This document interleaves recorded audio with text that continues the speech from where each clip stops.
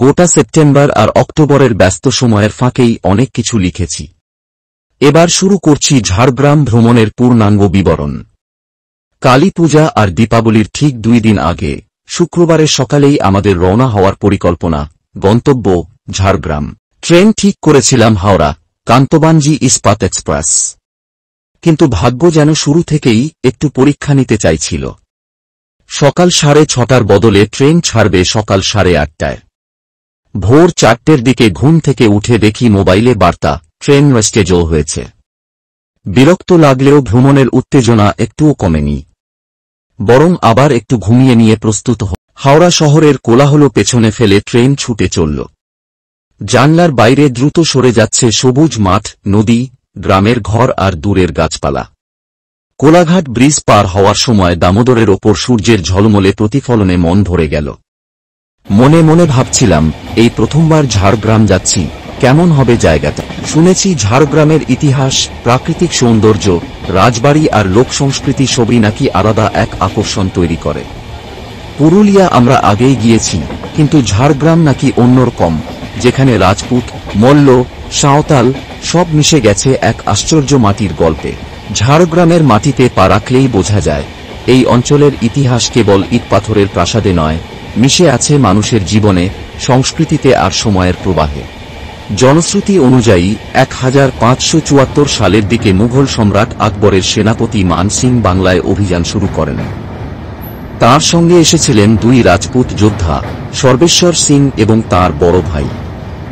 মান সিংয়ের নির্দেশে সর্বেশ্বর সিং প্রবেশ করেন জঙ্গলখণ্ড অঞ্চলে, পরাজিত করেন স্থানীয় মল্ল রাজাদের আর প্রতিষ্ঠা করেন নিজের রাজ্য।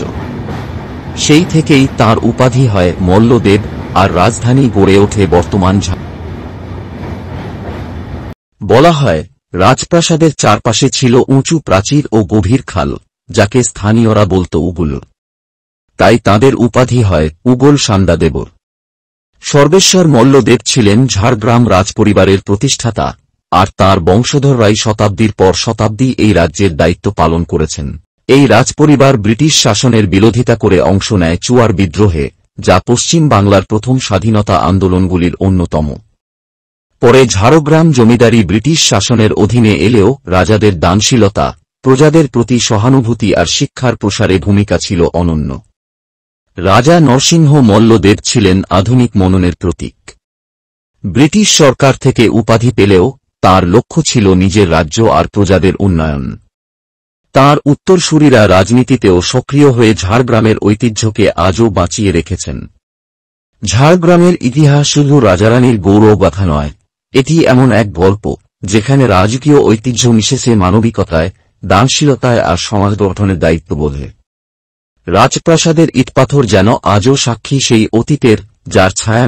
বেলা প্রায় 11:15টার দিকে আমরা পৌঁছে গেলাম ঝাড়গ্রামে। তখন রোদের তেজ যেন মাথার উপরে নেমে এসেছে। আমাদের হোমস্টে ছিল ভরতপুরে, স্টেশন থেকে প্রায় 20-25 মিনিটের পথ। পিচঢালা রাস্তা পেরিয়ে কাঁকড় ও মাটির পথে টোটো দুলতে দুলতে অবশেষে পৌঁছলাম গন্তব্যে। চারপাশে শান্ত, নিরিবিলি পরিবেশ। ঘরটি প্রশস্ত ও পরিপাটি, প্রথম দর্শনেই মন। খারাপ রাস্তায় দুলে দুলে আসার ক্লান্তি মুহূর্তে ভুলে গেলাম, কারণ হোমস্টের চারপাশে ছড়িয়েছিল এক অপূর্ব সবুজ বনাঞ্চল। তীব্র রোদের মধ্যেও প্রকৃতিতে যেন ছিল এক অদ্ভুত শীতল প্রশান্তি।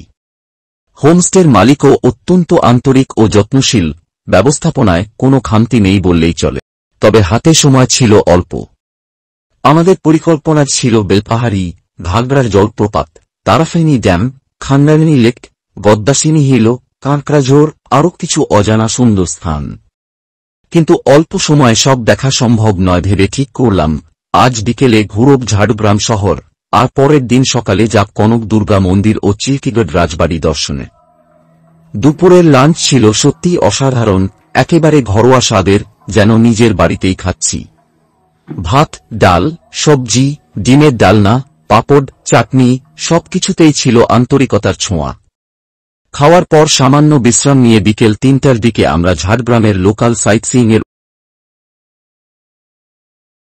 পড়লাম।